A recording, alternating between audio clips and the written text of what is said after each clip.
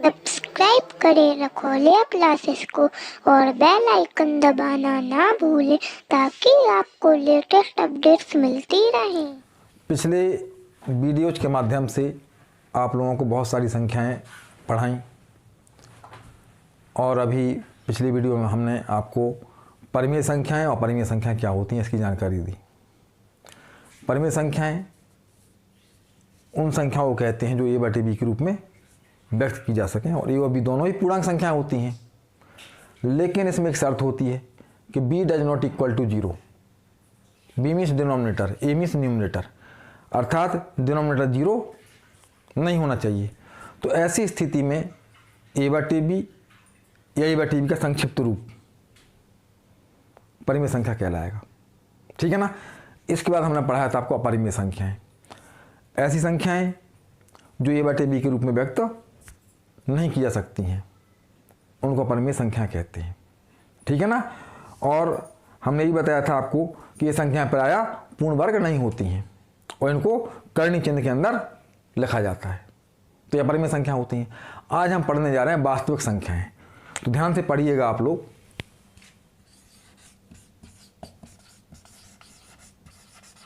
वास्तविक संख्याएं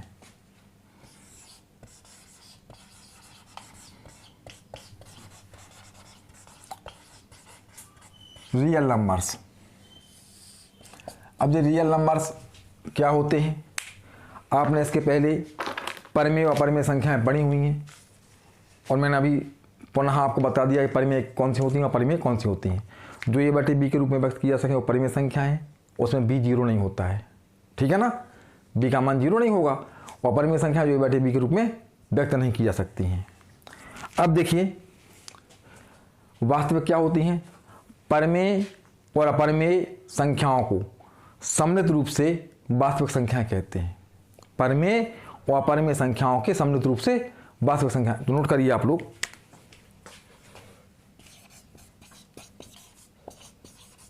परिमेय और अपरिमेय संख्याओं को सम्मिलित रूप से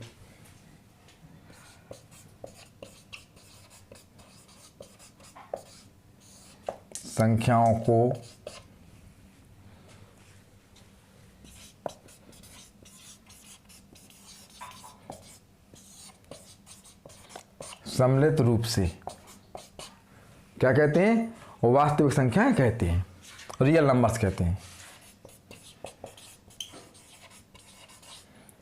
वास्तविक संख्याएं कहते हैं।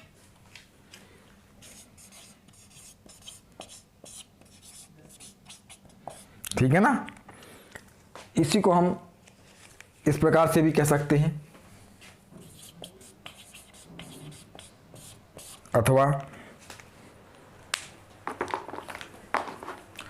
वह संख्या जिसका वर्ग करने पर वर्गफल हमेशा धनात्मक राशि प्राप्त होता है। ठीक है ना। वर्ग कर दें हम और हमेशा धनात्मक राशि प्राप्त हो, धनात्मक पॉजिटिव। ठीक है ना। तो वास्तविक संख्या कहलाएगी वो। तो नोट करिए आप लोग, वह संख्या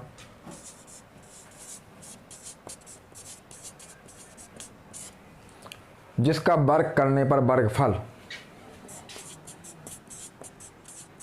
जिसका वर्ग करने पर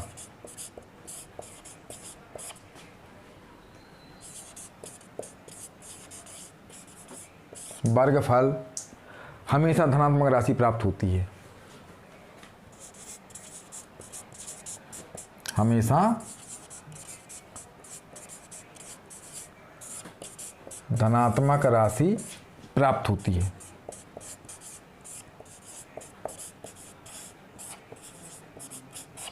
ठीक है ना। तो वास्तविक संख्या कहलाती है, वास्तविक संख्या कहलाती है। आपको बहुत ध्यान से हर संख्या के बारे में जानकारी हासिल करनी है। वास्तविक संख्या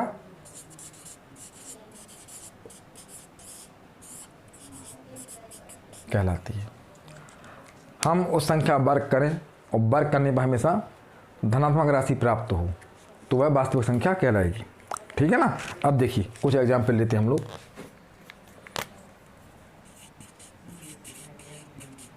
जैसे √5, ठीक है ना। हमने कहा 3/2 या हमने कहा √10 या 1/2, ठीक है ना। -4/7 -3 या -4 या -5, है ना। पाई। तो इस प्रकार से जो संख्याएं दिख रहे हैं आप लोग, ये सभी रियल नंबर्स हैं, वास्तविक संख्याएं हैं। ठीक है ना। तो पुनः देख लीजिए आप लोग कि परिमेय और अपरिमेय संख्याओं को सम्मिलित रूप से हम वास्तविक संख्या कहते हैं। ठीक है ना, रियल नंबर्स कहते हैं।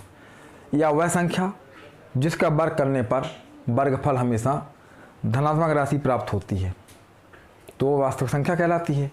आपने देखा एग्जाम्पल्स कि यहाँ पे देखिए √5 अपरिमेय संख्या भी है। ठीक है ना।